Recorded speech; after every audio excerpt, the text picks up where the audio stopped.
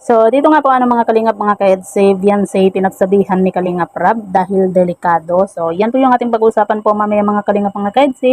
Pero bago po natin ipagpatuloy ang video ito sa mga bago pa lang po sa ating munting channel, huwag po natin kalimutang suportahan ang ama ng Kalingap, Kuya Val Santos Matubang at Kalingap Rab.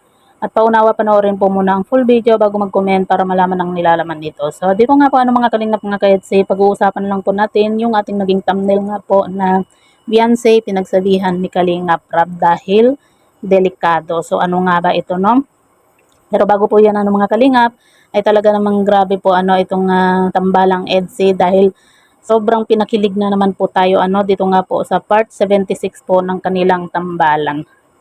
At marami nga po tayong nalaman nga po dito nga po kay Beyonce at kay Kalingap Edu. At ayan nga po mga kalingap, ang grabe yung blessing po na natatanggap po ni Beyonce kahit na tapos na po yung kanilang bahay, talagang umaapaw pa rin po yung biyayang natatanggap nga po niya. Galing po sa mga taong nagmamahal po sa kanya. At deserve din naman po ni Beyonce nga po na matulungan. Kasi nakikita nga po nila na talagang mabait nga po itong si Beyonce at napakaswerte din po ni Beyonce nga po dahil napakarami po ng mga taong nagmamahal po sa kanya, lalo na po yung mga sponsor na talagang lagi pa rin pong nandyan kahit na po na kahit tapos na po yung bahay nga po nila.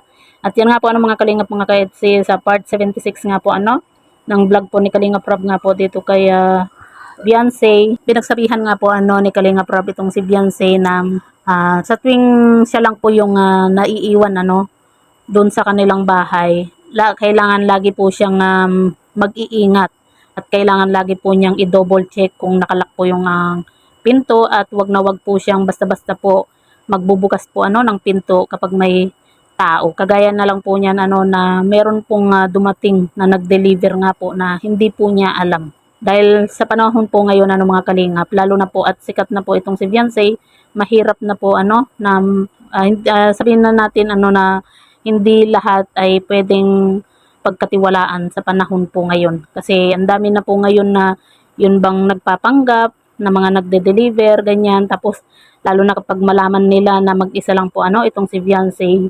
maaring magawaan po siya ng masama, 'di ba? Hindi naman po masama na mag-iingat Kasi alam naman po natin sa panahon po ngayon.